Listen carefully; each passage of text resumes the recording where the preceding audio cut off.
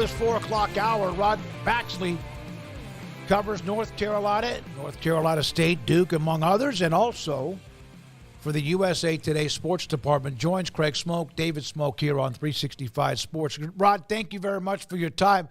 Let's start with the week that was with the ACC. Jim Phillips opening comments and seemed to be pretty strong in what he had to say after what has been a lot of drama. How would you grade what Jim Phillips said and the tone he set? Yeah, good to be with you guys, man. It kind of followed the same tune that he had a few weeks ago at a big sports editor conference where it was combative. I mean, he's mostly a big-time positive guy when it comes to promoting the conference and its members. And it's nothing against the athletes or the coaches. He's reiterated that many times. But as he said the last month, the ACC is prepared to take this to the finish line as far as fighting and trying to withstand what Clemson and Florida State are trying to do as far as abandoning the grant of rights agreement there. Rod, I mean, I'm sure you've seen all of the people with their scenarios on what's going to happen and all of the speculation and this and that. But, man, you're right there in the heart of North Carolina.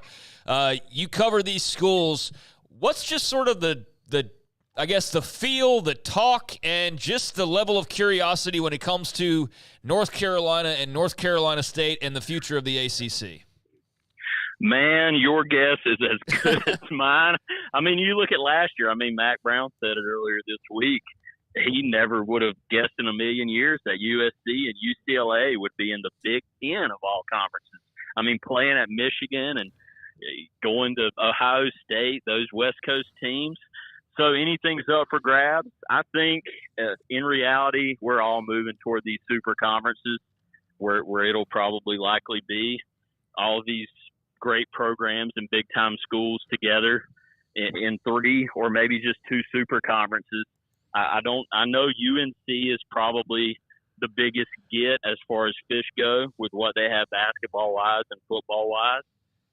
But then you throw in NC State and Duke. They've got some likable traits, too. I couldn't tell you what's going to happen next week, man, much less next year.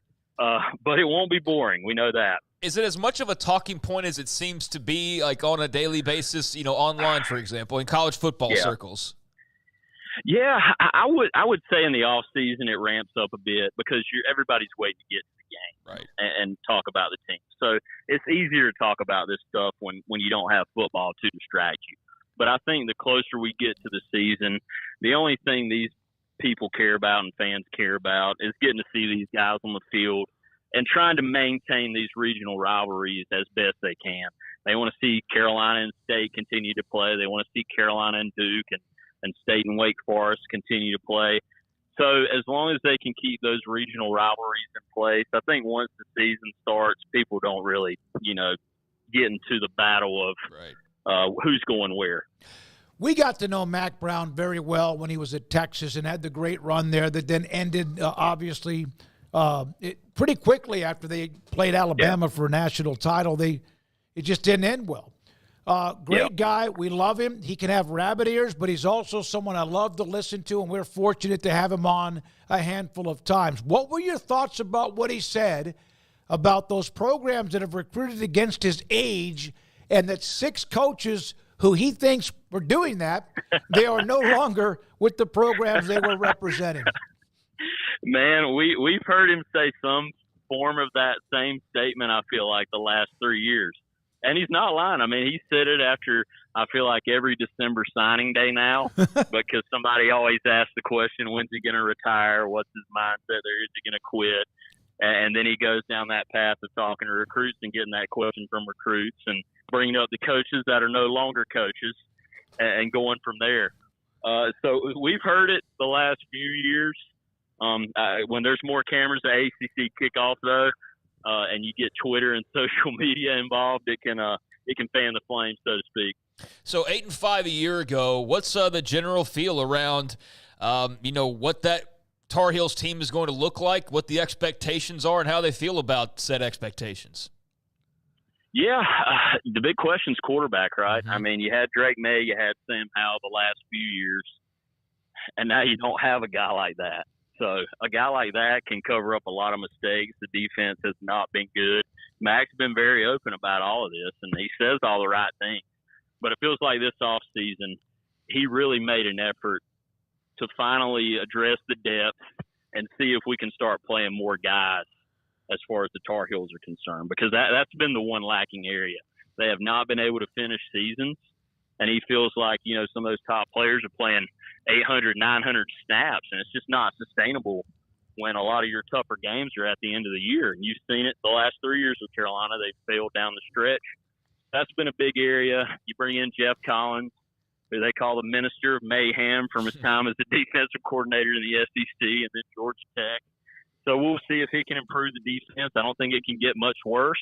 Right. But when you have quarterback questions, man, it's not a good situation to be in, especially when you're talking about football, the most important position in football and in sports, probably. Have they not wasted, but they miss an opportunity to have someone like Sam Howell and then Drake May as their quarterbacks and not reach that next level?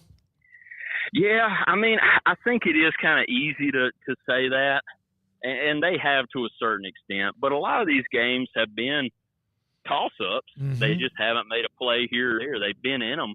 They just haven't been able to make that extra play you need to make to win those big-time games that you need. But when you have guys like that, like you said, you want to take advantage of those opportunities because, they got back-to-back guys like that. But, heck, most of these guys get a great quarterback, and they're waiting, another 5 or 10 years to try to catch lightning in a bottle again.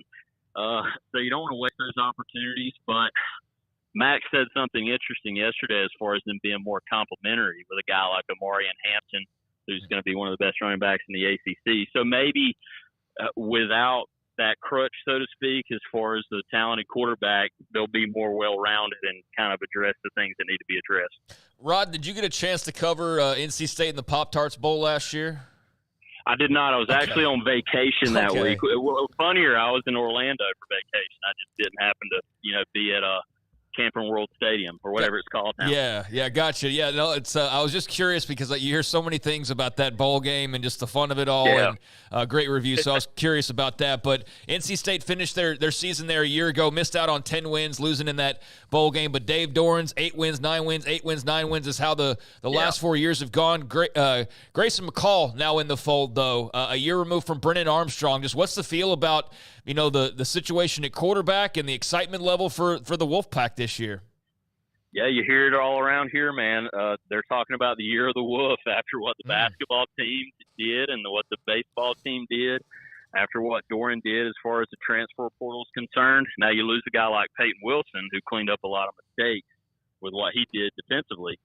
But offensively, this has a chance to be a group as talented as any Doran's had. So I think they're all in on this season. They'll have some opportunities right out of the gate with Tennessee and Clemson in September. So if they can show up in those two games, there's a path to the 12-team playoff for sure. What is it that when you hear about the ACC, and we understand the success of Clemson and Florida State recently, that it just seems like that NC State gets overlooked. Yet they have, as Craig mentioned, that's pretty steady with what they've done under Doran. Yeah, it's a great mystery, right? We hear so much about the SEC, and to be frank, they just do a much better job of promoting themselves, promoting their talent as far as guys like Paul Feinbaum and getting their product out there. The ACC's kind of been behind the mark in that regard. So I think you have to point at some of that. And then, NC State, big regionally, but as far as national relevance, it's not a needle mover like some of these SEC and Big Ten programs. What would a win against Tennessee and or Clemson, obviously winning both would be staggering and not like a shocking, but that would be like more than anyone could possibly fathom. But what would a win against either one of them mean? Oh, my God, they'll be talking about college football playoff the next day or later that night, for sure, 100%. Knowing Wolfpack fans, that'll be the case with a win in either scenario. Final thing, Rod, thanks for your time. How much have the lawsuits with Florida State, Clemson come into play at all with other schools in the ACC? Phillips mentioned this earlier in the week too. As far as the coaches and players, I don't think it's really affected any of these guys. They still talk to each other. They still want to worry about what's the product on the field, because a lot of the quote unquote enemies here are these board of trustees guys or presidents that, are trying to money grab. So when it comes to just the game and just these relationships between players, coaches across the league, I don't think it's been a, kind of a shunned situation. I think everybody's just kind of keeping in their lane and supporting everybody. Thank you, man. Great to have you on, Rod. Yes, we'll sir. be in touch. Rod Baxley, USA Today, covers North Carolina, Duke, NC State, North Carolina, the Tar Heels, among other. Big basketball guy, too. We appreciate his time. Yeah, I mean